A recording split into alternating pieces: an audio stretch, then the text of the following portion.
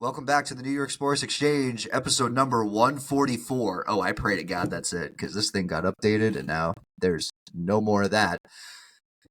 And the Florida Panthers are unfortunately your Stanley Cup champions. Such a I hate Game this. 7, so anticlimactic. I just thought it wasn't anticlimactic. It was just I just think that everyone just had Edmonton winning that series after winning Game 6, and it was just.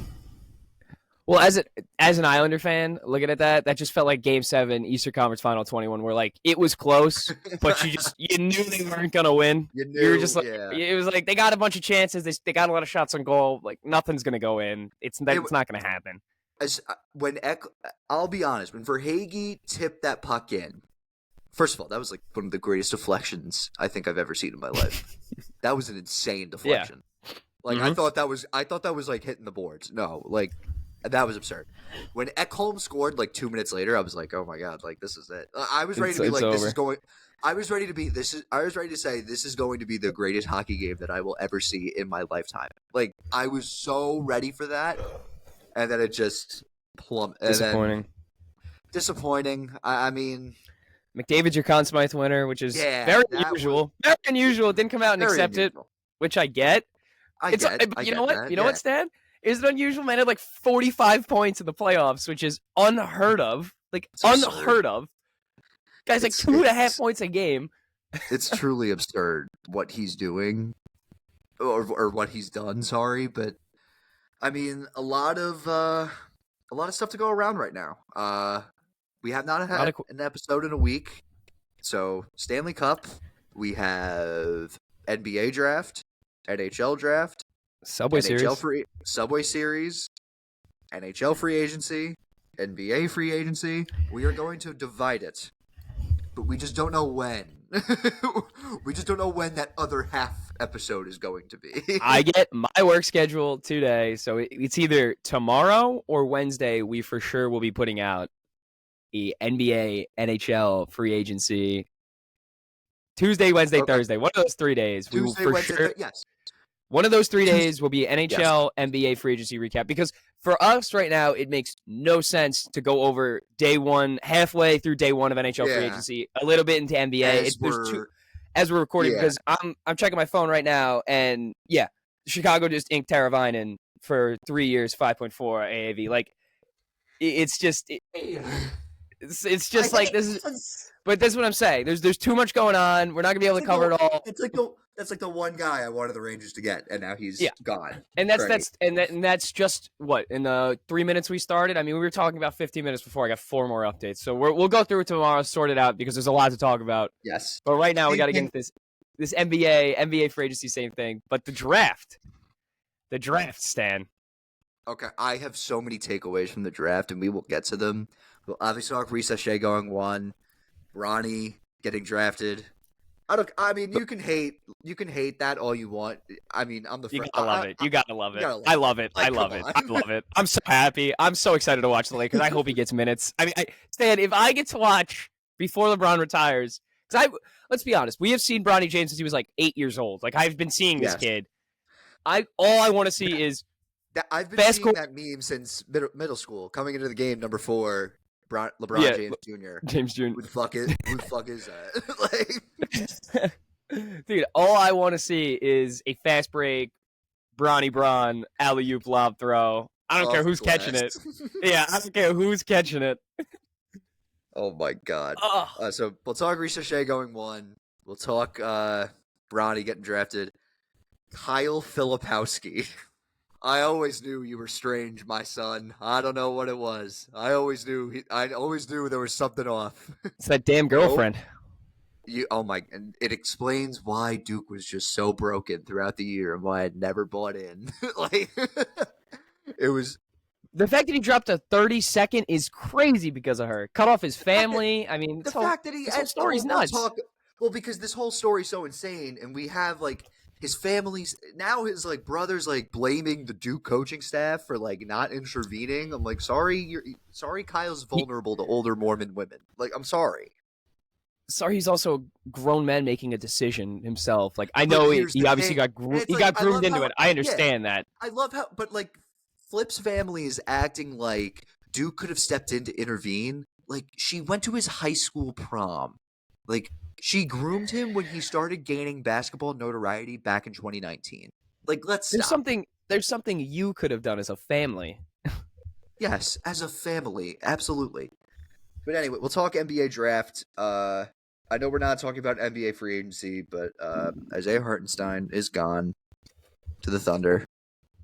I just want to point out we called it. Oh, yeah, we did. I called it. I called it. Because of that, Mikal Bridges is a New York Knick. This, I'm feeling something. If we got OG re-signing, Tim, you said on Twitter that this team will disappoint all of New York. Mm-hmm. Why? Elaborate. Why? Elaborate. Yeah. Well, it starts with head coaching, and I knew you were going to lose Hartenstein, who's the backbone of your team. You want to run an 8-man rotation the whole year? You want to run an 8-man rotation the whole year, Stan? Fine with me. But you run an 8-man rotation I don't think we're running an 8-man. All right, so we got the 5. So we got Brunson, Bridges, Anunoby, Randall, Mitch. You got Josh Hart, Dante DiVincenzo, Deuce. You need to have a backup center in there somewhere. I think we got to sign one. Right now, you don't have one. A name that I'm hearing. It's not like the biggest name because it's a backup center. It's Goga Bitadze from Orlando. Stan, all I'm saying is you could run an 8-man, you could run a 9-man. OG's not going to stay healthy. I just don't. There's a lot of things for me that I see going wrong that I just think Knicks fans aren't looking at. Obviously, the team last year was successful, right? You had a good identity. Yes.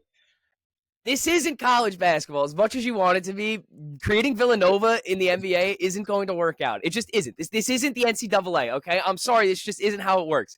I love the idea of what they're doing. I get bringing a team with chemistry. That makes a ton of sense. It does. But when I look at this lineup, like, you get Brunson, who's obviously a ball-dominant guard. He's going to take like 40 shots a game. Everyone knows that's going to happen. We haven't really seen him play with Randall yet. I don't know how that's really going to work out combatantly. Wait, what? When they were successful. When they were successful, which was this year. And you know what? You go to last year, that playoff series. Say what you want in that playoff series. When they beat your team. When they beat your team. Who played like ass. What happened in the next round? Yeah, the greatest player in the world at the time fucking went off. Yeah, no shit.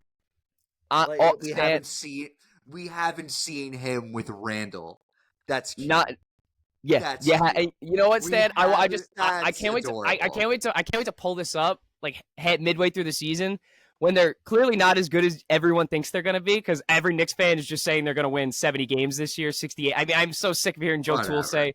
I'm so sick of hearing Joe Toole say there's tiers to teams. There's 70 games. I'm so sick of shout out Jo, but I'm so sick of hearing saying there's tiers in the NBA and there's only 2 teams in tier 1 right now. It's the Celtics and the Knicks. I'm just so sick of hearing that. It's just not. It's not true at all. It's just not. And I wouldn't call them 1A. I'd say they'd be 1B. Like, I think it goes. Honestly, I think it goes Boston, OKC. Now that they got Hartenstein, and then maybe you put Denver in there, and then Minnesota and the Knicks. That's honestly what I think. Now that the Thunder have. Oh my! What do you mean? Fuck you! Stop it. That's absurd. That's so ass. There's no reason. There's no reason for me to get in it. There's no reason for me to get in this because I don't like the Knicks, so I'm not going to say anything good about them. Clearly. I don't see this working out. I'm sorry, I don't. I really don't. I know Mikal Bridges plays every single game, but what is your third option now? Fourth option is a scorer. I don't know how that's going to work out. Here's the thing with Mikal Bridges, though. Like, we saw it in Brooklyn. The guy's not a first option scorer. Like, I'm sorry, he's not he's the perfect third option scorer for the team that he's going to be on when he's with Jalen Brunson and Julius Randle. Hell, we could even call him a fourth option if OG Anunoby's producing on offense. But right now, as I just cut my finger, fuck. But anyway, and it hurts like hell. But honestly, Stan, I'm just asking you this honestly because I talked to Joe Toole about this, talked to other Knicks fans who delusional at work, mind you. Shout out this kid Joe.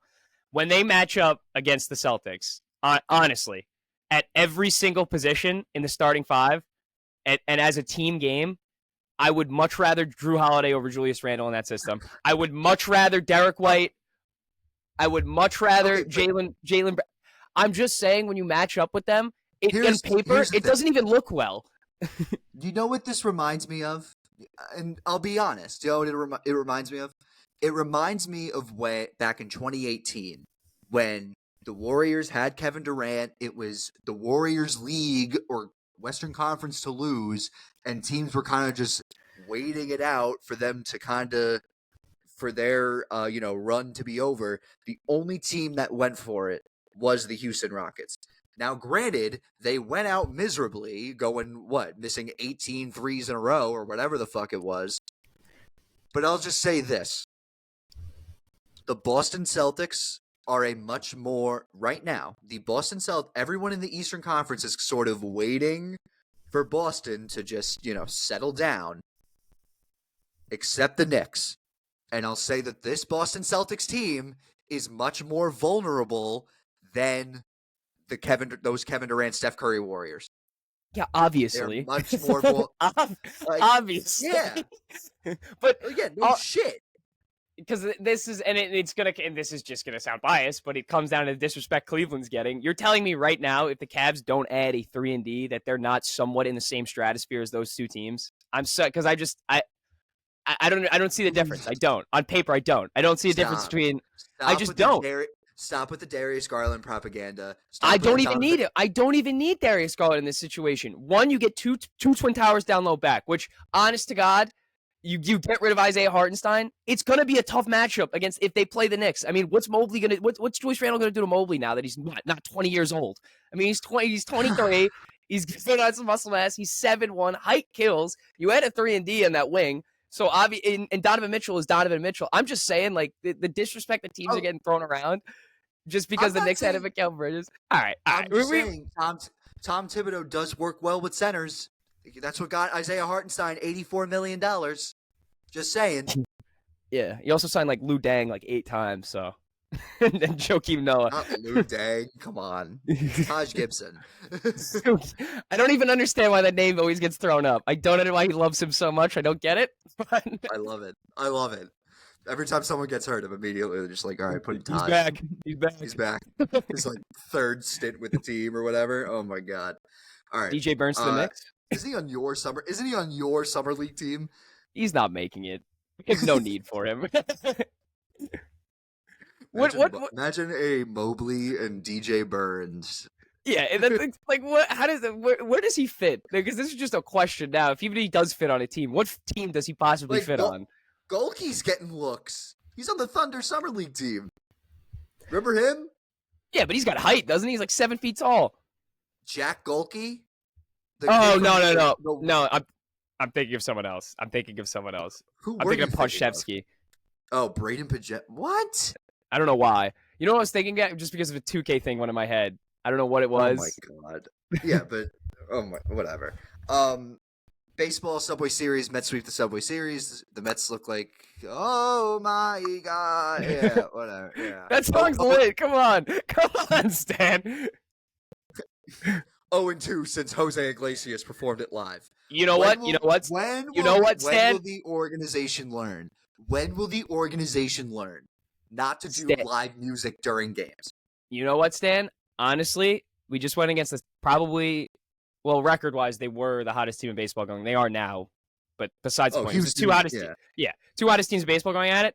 We win game 1 and we lose those 2 games in extra innings. Is that not a good sign? I mean, is that really?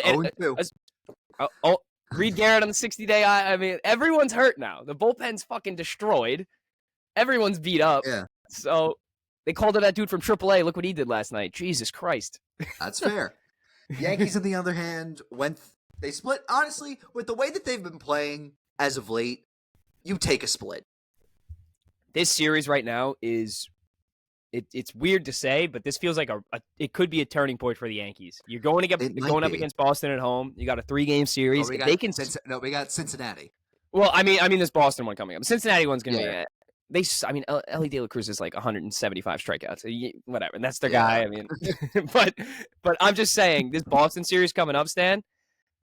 This really could be a turn. This could be Yankees sweep. We could see them getting on a hot streak again because this is kind of what started their. It's kind of what started their cold streak. it reminds me so much of 2022. And I'm not saying that like everything like the Earth revolves around 2022 here, but Oh my gosh. they had what? Just say it. Stammer's going to Nashville? Yeah, 4 years. I didn't even see that. I love how we're. I know. We'll get to it. No hockey for. Oh my god. There's way too much going on. Shit. Kasperi Kapanen just got signed. There's way too much going on. Oh my. Anyway, but I remember in 2022, the Yankees had a series against Boston, like in the summer, like night game on Friday. They kill them. They lose on like a walk-off in the second game, and then this third game they just get steamrolled. So I'm kind of like, I think this might be a good chance for them to turn it around, especially for the starting pitching. It is, because now Baltimore lost, so you get a game since you won yesterday. Right. It seems like there's you're tied for first place. Sorry. You're tied for first place, although Baltimore gets the top spot in the division because they have less losses. But Baltimore's who are they going up against? Seattle in a 3-game series, going up against that I know Brian Wu's out, but right now they look good. We've been 15 minutes in. We got to talk Stanley Cup, but we'll see. We'll talk baseball. We'll talk NBA. We can get it. Stanley Cup was pretty. All I mean, right. the game 7 was pretty self-explanatory. Yeah. Florida kind of dominated. It was 2-1. I mean, they played a 1-3-1 trap in the second and third period. They were just keeping everything to the outside. It was pretty much just, you know what I mean? Like it wasn't. They owned the game. They owned the game. Yeah, exactly. That's what it was. I know. But it's just fucking annoying that the Florida Panthers won that series. I'm so mad. I know. Well, they're blowing up now. Brandon Montour's out the door. I mean, they can't sign a lot of these guys. So yeah, I know they can. Yeah, but anyway, all right. So we'll do baseball, then NBA drafts, and then all that. So right now, the Yankees 3 games against Cincinnati, and they got 3 against Boston. But anyway, back to with Seattle. Orioles got Seattle. That's gonna be a tough series. That's a very good pitching rotation with Castillo, with Gilbert, with Kirby. I know Brian Wu's on the IL, but this is why this stretch coming up right now is big. It's big. Because the Yankees have to win these games because after that Seattle series, it's 14 games to the All-Star break? Yeah. After that Seattle series for Baltimore, they go at Oakland, then they're against the Cubs, who have been terrible. Horrible. And then they got 3 against the Yankees in Baltimore. So that's make or break. And the Yankees, on the other hand, they have Cincinnati, then Boston, then at Tampa, and then at Baltimore. So this is turning, and like I know with the whole trade deadline thing, yes, the Yankees need a first baseman. Yes. So one could argue that the Yankees need a second baseman. Yes, one could really argue they need a second baseman. They need a third baseman. They need a third baseman. They also need a starter. They also need a reliever. Like they need a lot of things. Like this is clearly not a complete team. There's no such thing as a complete team in Major League Baseball on July 1st. There's no such the Phillies. Thing as that. I mean, Bryce Harper's hurt and Schwarber, but I mean, it's gonna be a short. Does it matter for them? I mean, Ranger Suarez got a 1.83. Yeah, it's gonna be a short IL stint for Bryce Harper, but we're getting towards it. It's going to be a tight race for the division. I just think that I know it. It's going to be a tight race, and I don't even think about the Blue Jays now. So because like they go, oh my god, they're out of there. Like Bo Bichette's I don't expect to be here by August. Like, does Vladdy to the Yankees make sense then? No, it doesn't. Like it's only getting smoke because he said that I would never play for the Yankees. Like that's literally the only reason why it's getting smoked. Yeah, but think of that lineup. You got assets to give it up. I mean, Stan, how sick would that 4-headed monster? Whoa. Brandon Montour. I know. I just saw it. Yeah, he just signed. Seattle. Wow. Yes. That's Montour just signed.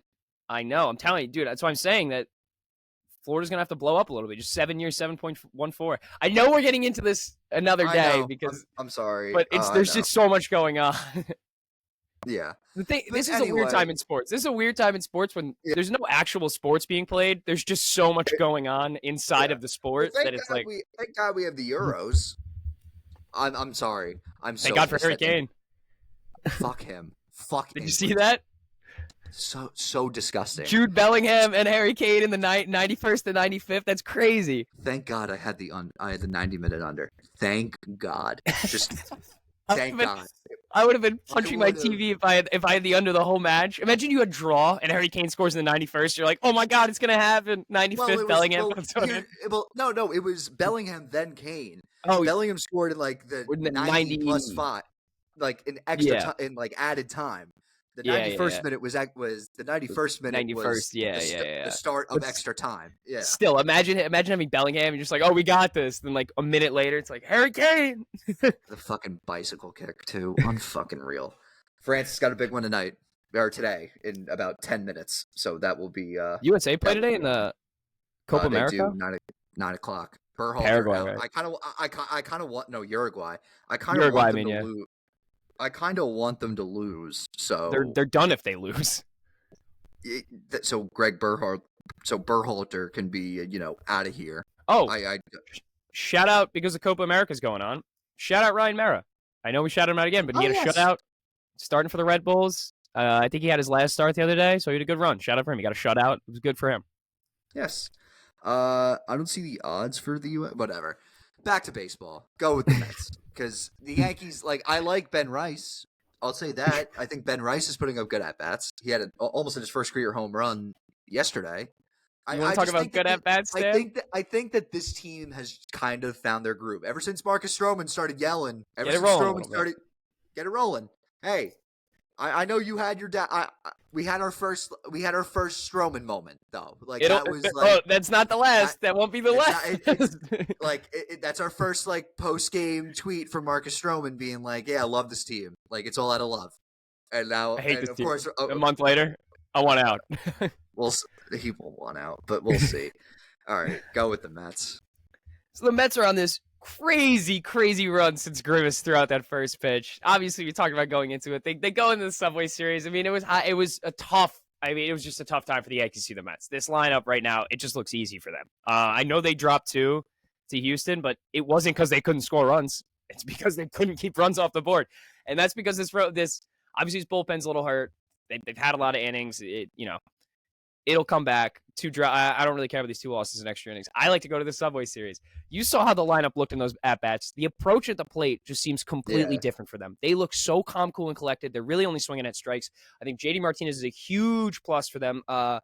This whole thing really started when he brought in, from what I'm hearing, is weighted metal bats, which I actually swung in high school. I know exactly what he's talking about. There's 3 different weights. There's a light, there's a medium heavy, and there's a heavy. And that's what they're using in their pregame at-bats, which is a huge thing for them. It's huge for bat speed, and if you see the way they're getting on these fastball pitches, Luis Gil, he throws 98. Everyone was pulling the ball. All these other guys, the flamethrowers, everyone's still pulling. I mean, obviously not Alvarez, but up and away, what are you going to do? Put it the other way. This lineup can hit. They can hit. Obviously, pitching was a huge thing for us. We knew that going into the year. Add a starter, add a bullpen guy. You can't blow up this team right now. You can't. With the way they're hitting, you can't. And it starts with the youngins. It really does. Because Alvarez is the cornerstone of this franchise. He just is. I mean, I'm going to say it till I'm dead, but he is the cornerstone of this franchise. You say that. If you're saying that Francisco Alvarez is the cornerstone of this franchise, what does that mean for Pete Alonso? It means you still give him $200 million and let him be a sidekick and break all the home run records. Why would you take him out? It's like Judge DeSoto. Fair enough. Fair enough. All right. Fair enough. Exactly. Fair enough.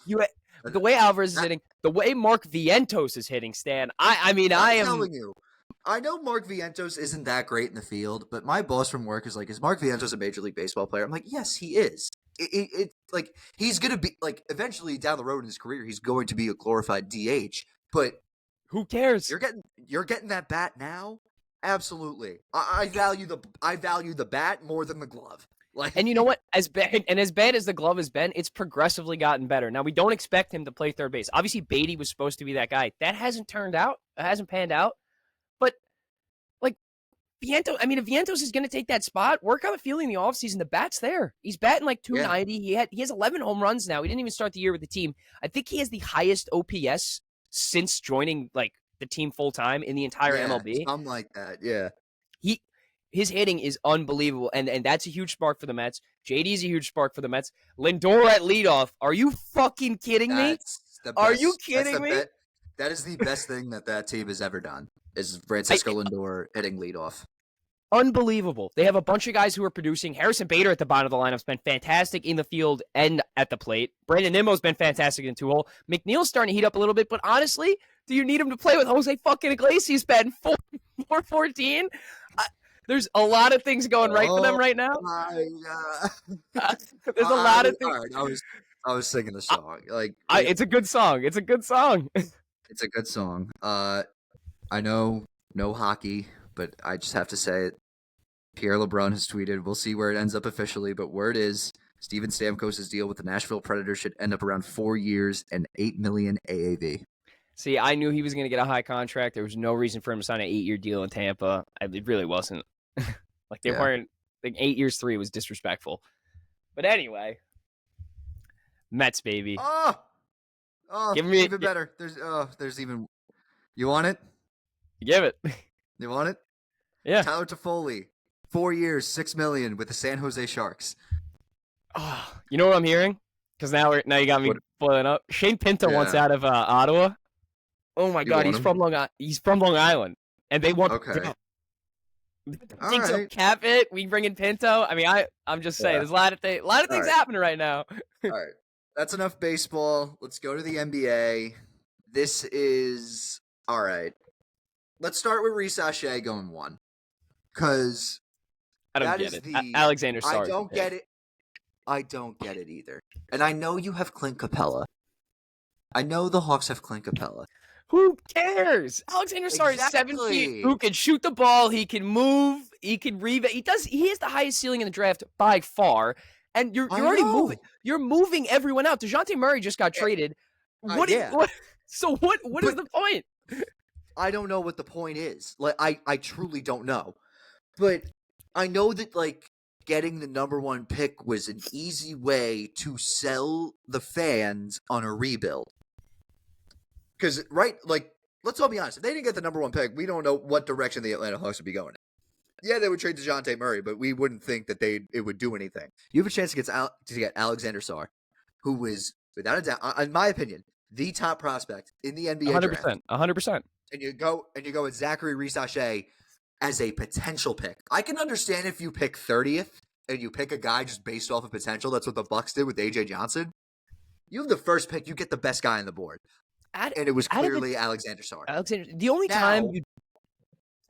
time, especially in the NBA, that you go for a project pick is you're out of the top 10. You already somewhat have a team that's, moving forward, that is successful already, that has the pieces. That's not a guy you're just immediately going to, want to be an impact player. As a number 1 overall pick, that is a guy who should be a staple in your lineup. That is someone from day 1 who is averaging at least 14 points. To me, they just drafted Nick Batum. They just drafted Nick Batum. They did. First overall. That's what they did. The Wizards, I think the Wizards had one of the best drafts out of anybody. Honestly. Yeah. 3 first-round picks. You get Alexander Sarr, who, best player in the draft, in my opinion.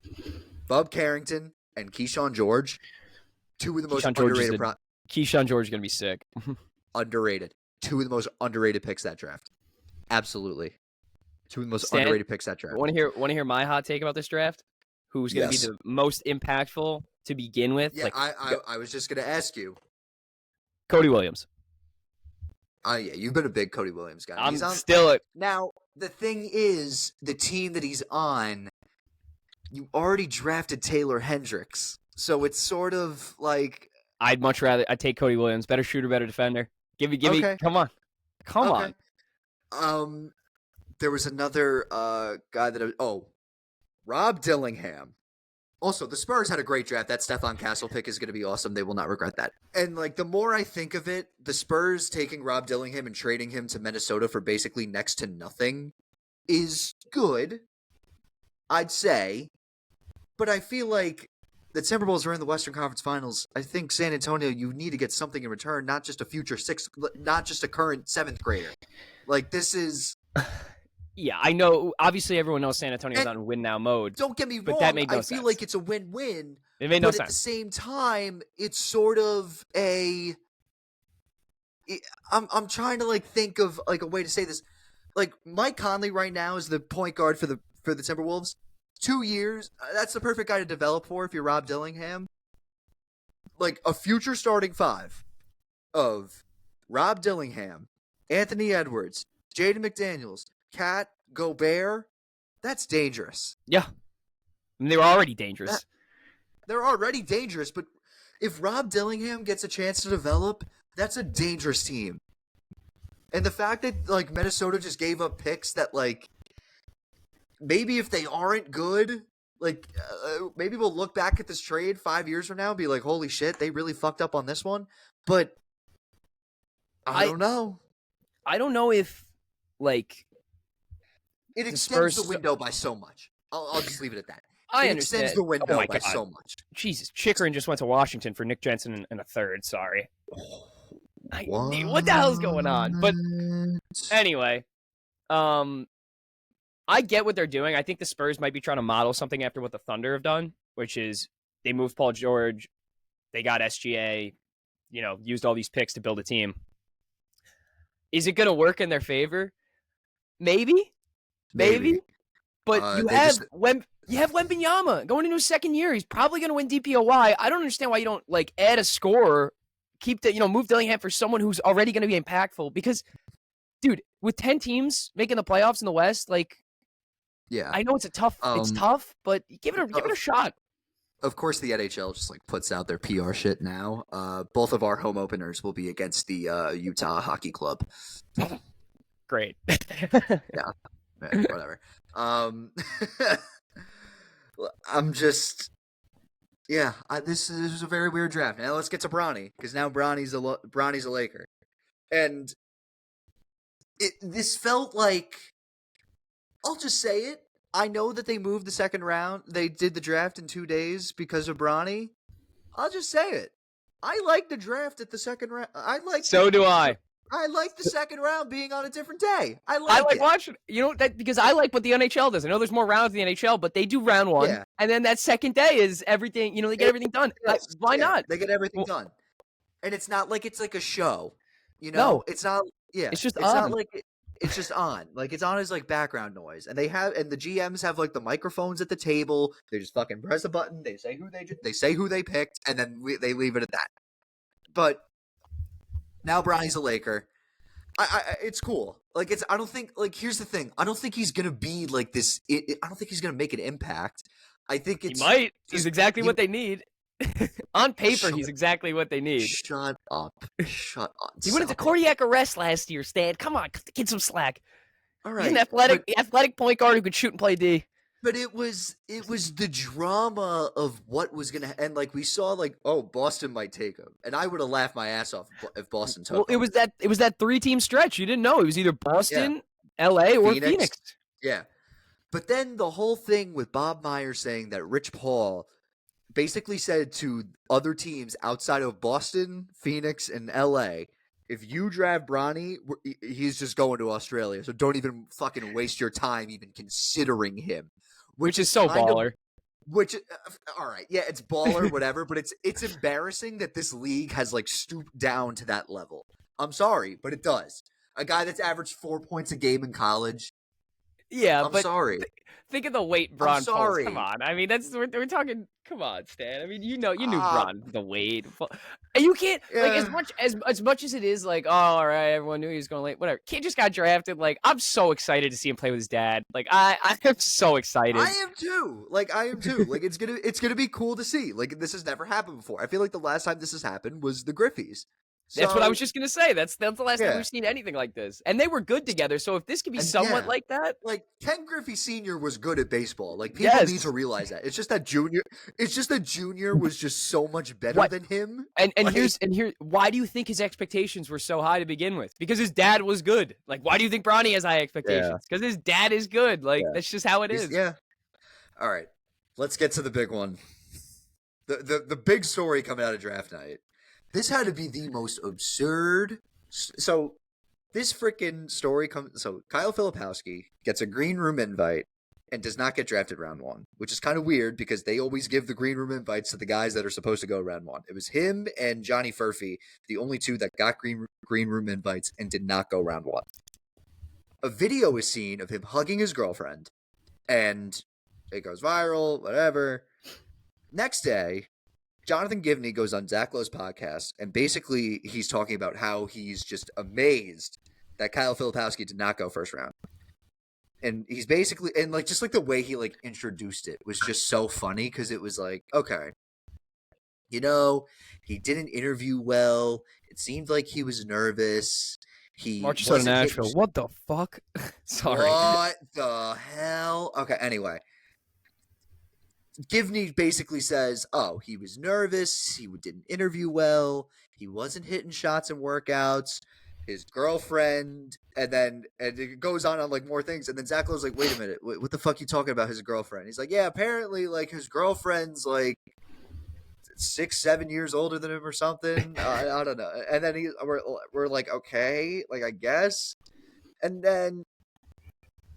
now like it's such like a more like of like a realization thing, because like as a Duke fan, the families are sitting behind the Duke bench every fucking game, so you see them. It's almost like you get to know them. It's almost like you get to know them just from seeing them like every day. Like I remember Wendell Carter's mom in like giant blue lipstick with Wendell's jersey on, with like the blue pom poms behind the bench. Like you just see it, and it's a nice thing to see. You never saw Kyle Filipowski's family. You only saw his girlfriend, and I never really thought like, oh, so that clip of Zach Lowe's podcast comes out, and then Kyle Filipowski's brother Daniel basically said someone like posted that clip. I'm trying to find here it is.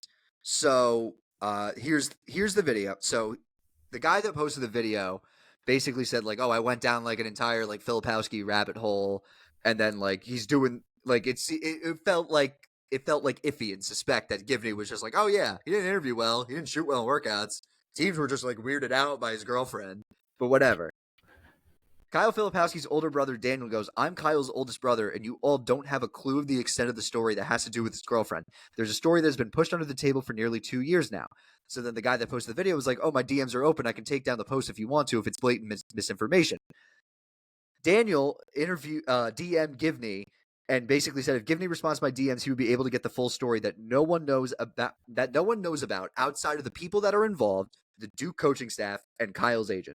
So basically what happened is what's going on is his mom basically says, I'm trying to find the tweet. His mom says, you are opening a 2-year issue, and she is 28 with an endgame 3 years ago to have a diamond ring on her hand when Kyle left Duke. He was still in high school. It is then to be revealed that this woman graduated from the University of Alabama in 2019, and he went to Kyle Filipowski's high school prom in 2022 after getting her master's. Senior prom. Like, that's just, again, that is just insane. So then it seems like the family's like very bipolar here, because Daniel puts out a statement the other day, and I'm reading this whole thing.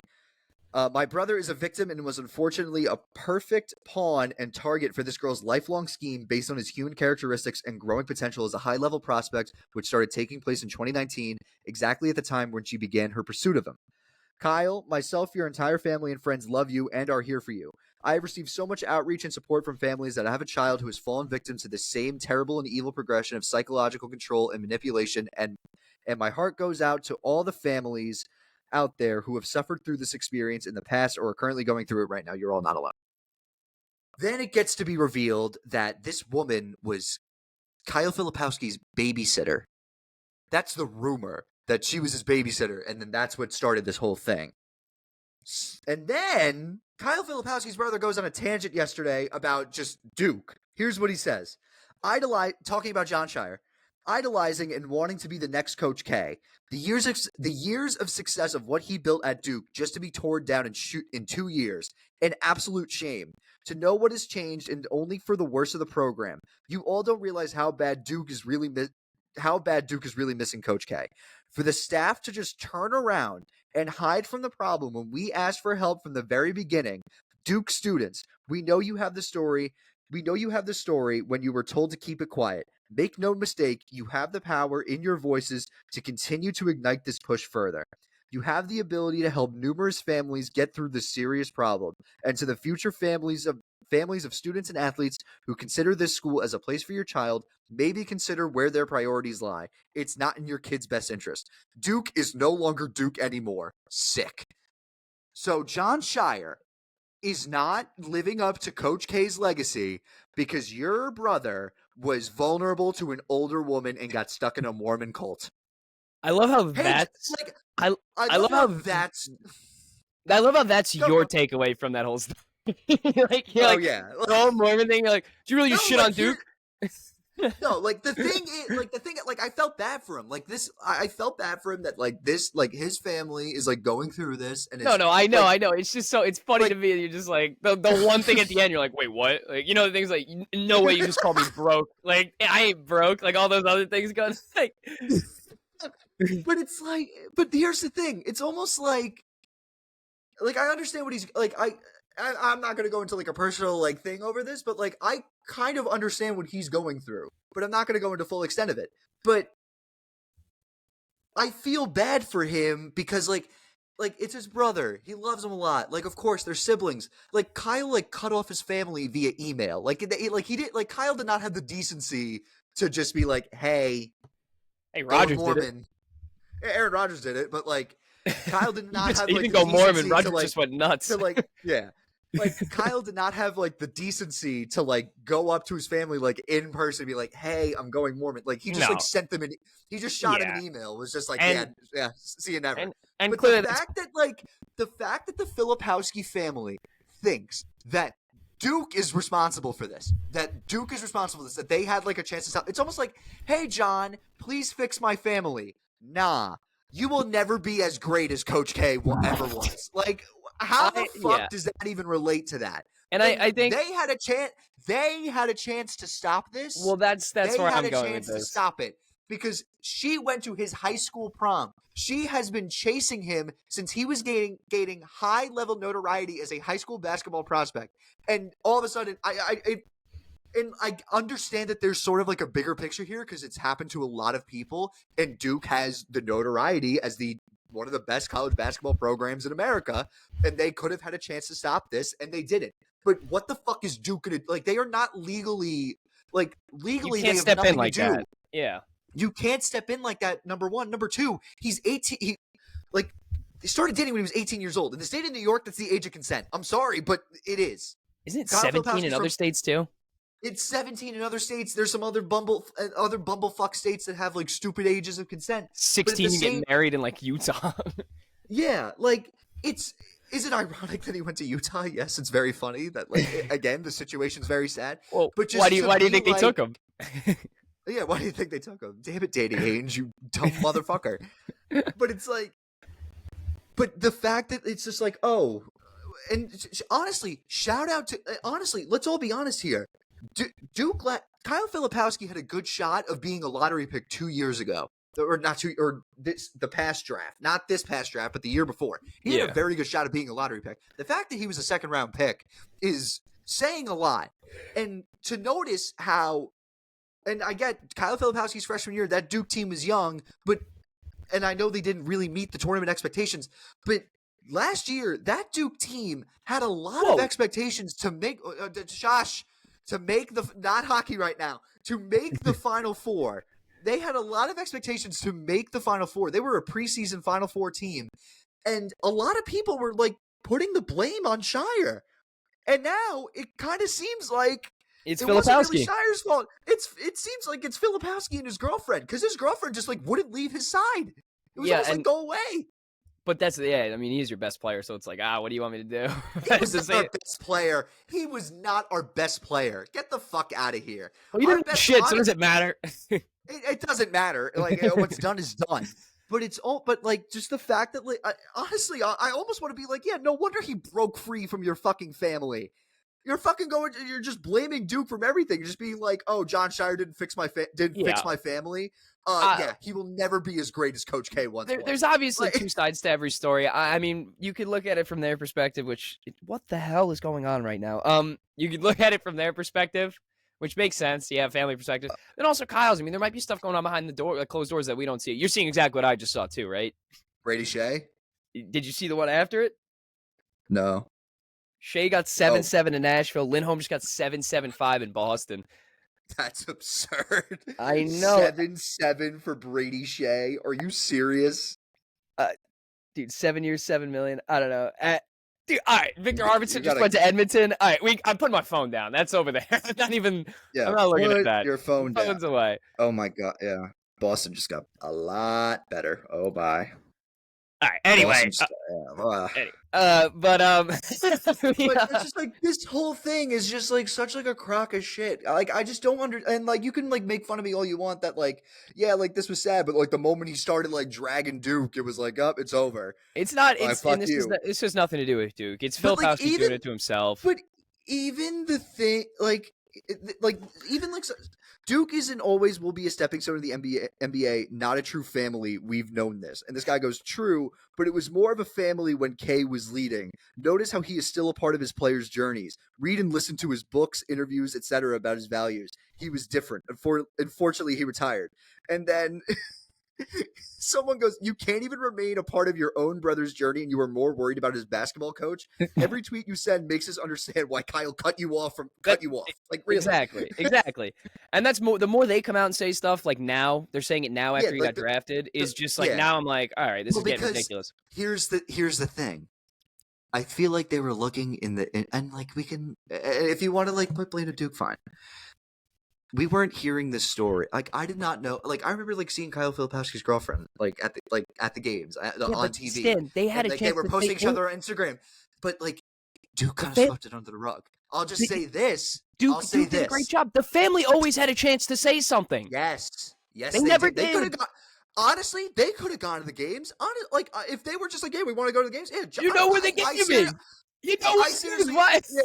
I seriously think John Shire would not have a problem of being like, yeah, of course, come to the fucking games. Like, it's your son playing top level college basketball, and you're the ones that were just like, until something comes out where it's saying John Shire was like, listen, you can't come to games or this restrictions on them being on the team, whatever. Then that's something. But it hasn't. But it hasn't happened, and I'm sure it won't happen because I know they didn't reach out. Because you know what they did? They gave up, and now they're trying to do exactly. They gave up. They're trying to do exactly what's her face is doing to him, which is he's getting played by two people right now, a family and this girl. They want money and she wants money. I don't like this is exactly what's happening, and it's gonna. I'm telling you, 3 years is gonna be a downward spiral for him. It's just. My main takeaway from this is that Kyle Filipowski is a ball knower. There's an old picture of him with his current girlfriend wearing a Hakeem Nicks Giants jersey. Kyle Filipowski knows ball. I just got one thing to say. It might be different. It might be a different sport, and it's still college NCAA related. This wouldn't happen under Dan Lanning. I'm just saying. But it's just like Duke's. Like I know a lot of teams, especially 10 miles down the road in Chapel Hill, that information gets out. They run John Shire runs a tight ship. I'll just leave it at that. John Shire runs a very tight ship. If anything, this not coming out means he did his job better than he should have. Yes, exactly. Because imagine like when he got hurt during the court storm, that media circus. Imagine the fucking media circus. Like if he was still at Duke and everyone found out about who he was dating, who he was spending his time with, and like I said, it's only coming out now because he just got drafted. That's it. He just got drafted. Yes. Well, I mean, NBA. I mean, if it weren't for Givney, I don't think this story would have even came out.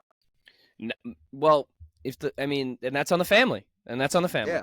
Honestly, I think the family was just like waiting for that story to come out, and then pounce. Wildfire. They pounced on it, and like I feel bad because it's like Kyle's got a twin brother that plays basketball at Harvard. Like, this is like a smart family. Yeah. And I'll tell Tim some things that I know off air. But, like, this is sort of I don't know. I just think that there's more to this that we're definitely that we're not gonna know, and we'll see. We'll see. I don't know. Good luck to Flip though. I mean, and also Have fun in speaking of Duke, Utah. Jared, have fun in Utah, I guess. Jared Imagine, McCann to Philly. Yeah, and that's another thing. He's like the most likable guy on the most hateable team, and I'm so torn. He's such a good fit. I know he's the perfect fit for them. I was just like, don't go to Miami, don't go to Philly, just go to LA, and then see what happens. Literally, he's from LA, so it's like, okay, yeah. No, he has to go to Philly. He has to torture me. It's okay. I still love you, Jared, but oh god. How about the Lakers though? Dalton Connect. That's a solid pick. I know people are like worried about his age, but who gives a shit? I know. Honestly, that's a very good pick. Did you see what number he's wearing too? No, what is it? Is it his draft number? Number 4. Connect. Oh, 4. Yeah. That goes so hard. Insane. Imagine when he hits a 4-point play. I'm just ready for my Connect 4. What the fuck is going on right now? Just say it. Say it now. Say it now. No, because Zadorov just got signed to Boston. Sharon Govich just got signed to Calgary. Yeah, this is okay. We got a lot to talk about in the upcoming. I'm not liking what Chris Jury's doing right now. Well, we'll see what happens. At this stage, if Jury isn't thrilled with what's left out there, we also can't rule out the possibility of more low-cost grit depth signings and hoarding the rest of their cap space for potential trades, whether it be this summer or at the deadline. Yeah. We'll get into it. We'll get into it the next time. So if you ever thought that the Rangers would get their right wing in the future, still a revolving door. So we'll see. It's mediocrity forever. I'm just glad they didn't sign Stamkos or Kane. Yeah. Kane was the big one. You didn't want Kane. Yeah. All right, moving on. What I saw, Tim, go at it. Dude, so at work the other day, crazy. All the carts really came in for golf, whatever. I can't say. Again, that's something I'll tell you off air because I almost did something at work where I was like, oh my god, I was ready to fucking blow a fuse. I was working and all the carts were in by like 6:30. There was a group of like 4 kids about our age out there, a little younger than us. And Oliver Ekman Larson 3.5 I saw that. Toronto. It's like what? But yeah, Florida's getting blown up right now. That's what I'm saying. But yeah, I was playing 6:30. Whatever, was working 6:30, and then me and my buddy on the clock decided to play 9 holes while they were golfing because we were like, oh, we'll finish before they're done with the 18. So I shot a 43 on the 9. I had a good 9 holes. So. No, nice. What I saw. Well, tomorrow is the Dynasty mode preview for NCAA football, but we did get the Sights and Sounds trailer.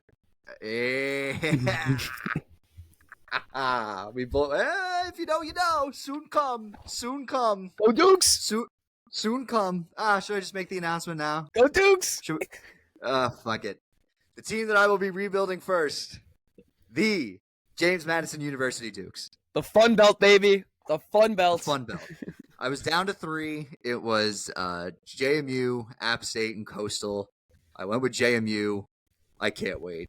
I'm so excited. As soon as I get the game, I'm fucking Go Dukes, baby. Whoop. JMU. Hopefully, I love this. I love that we have 2 mutual loves in college football: the Rutgers spread and the JMU Dukes. Yes, I'm very excited for college football this year, though. Have you seen? Honestly, like Alabama's plus money to make the playoff. Like that's absurd. Like, it's Alabama. Jaden Miller was gonna have a good year. I know. Dude, I saw Dylan Gabriel throwing some comeback routes earlier. Yeah, I like that lefty throw. I like that arm. I like that arm. Did you see the slate of games when Oregon plays Ohio State? It's crazy, right? It's fun. Ole Miss, LSU, Florida, Tennessee. That's like the worst one out of these 5. Ohio State, Oregon, Penn State, USC, Oklahoma, Texas. Ohio State, Oregon is going to be the best one. Those are two of the best teams going out. I mean, Oregon legit might be like the 4th best team in college football right now, and it could just continually going up. Like, who knows? I'm so excited, Stan. Yeah. This is finally there's extended playoffs. They can't blow it this year because just like it's not going to happen. Yeah, it's impossible to. Like it's impossible to blow it. They can lose those last 2 games like they always do, and they're going to do it again, but they'll get in. They have I'll just say it. They have a pretty favorable schedule. Stan, how sick would it be? Like they have a go Ducks, baby. Go Ducks. Quack, quack. Idaho, that's a win. Boise State, that's a win. At Oregon State could be a very rough environment, but I think they escape. All right. At UCLA, that's a win. Michigan State, that's a win. Ohio State, maybe. Purdue, win. Illinois, win. At Michigan's a maybe. Maryland, win. At Wisconsin, they're a sneaky team, but I think you guys get that done. It would be closer than you think. And then Washington, that's a win. It's crazy because all of the maybes that are like chalked up in the air, you're still probably leaning a little more towards Oregon, and they're against these top schools. So it's like you're like sitting here. I wouldn't say the Michigan game maybe no, but yeah, Ohio State. I mean, it's in Oregon. Like that's like the only plus. What happened last time? Came on Thibodeau don't even play. Ohio State's going to you. Like I'm so excited. That's definitely a Peacock game, right? Oh, they didn't even announce it yet. I could just see that game on Peacock, but Apple TV, whatever. Apple TV Plus. I hate that. You get one free MLB game. It's like, what the fuck, dude? Come on. My college hoops fans, if you know Flow Sports, Flow Sports fan. Yeah. My Cleveland fans. You gotta love Flow Sports. My Cleveland fans, Bally Sports, baby. Bally Sports Ohio. Oh, speaking of TV deals, the Big East got a new TV deal. So there's going to be games on Fox, NBC, and TNT starting in not this upcoming season, but next season. So that probably means that there's going to be no Bill Raftery. No, Bill Raftery just Fox. Never mind. So it's going to be Fox, Peacock, TNT, which is going to be interesting. Now that TNT is losing the NBA. Yeah, so it's a good bounce back. Speaking of money, the NFL's in a $4.7 billion lawsuit against NFL for an NFL Sunday ticket. My friend texted me. He was like, "How can I gain off of this?" I was like, "I don't even know what the lawsuit's for. I don't even know how you'd get." More of it will come out. I don't know what it is either, but yeah, what? I don't understand. I gotta read into that. I don't know. I didn't click. There's too much going on because someone else just got signed. Yeah. Oh God, who? I mean, I don't think it's a big deal. I think it's just why are we? Why Brandon Duhaime to Washington? Washington's signing so many guys. Yeah, reminder: the contracts signed today are the same contracts you'll be crying for your team to buy out in 2 years. That's just the NHL, baby. How? I know it is the NHL, but I saw that we're interested in Jonathan Drouin. No. If we get him, it would be no bueno. That would be very no bueno. Yeah, I know. Not good. Not good. Not good at all. Not good. All right. 0-0 in the 27th minute between France and Belgium. This is important. Although 3 guys on France have yellow cards. Sorry. Wow. Someone's getting thrown out. That's a royal fuck up. Chouameni, Griezmann, and Rabiot. All of yellow. Griezmann gets out. Ooh. Mbappe's in though. All right. Of course he fine. is. So yeah. All right. That's going to wrap it up. Be sure to follow us on Instagram, X, and TikTok. Be sure to like this video on YouTube. Subscribe to our new YouTube. We are begging for subscribers. Please subscribe. Are you subscribed, Tim? Yes, I am. Subscribe. Okay, you're subscribed? Okay, thank God. Subscribe to the new YouTube. Be sure to follow us and rate us on Spotify. 5 stars? 5 stars only. We will see you possibly either tomorrow or Wednesday for a free agency recap. Oh, Wednesday. A lot. And NHL draft. We got some NHL draft we got to touch up on. And NHL draft, yes. All right. See you guys Wednesday. All right. Peace out.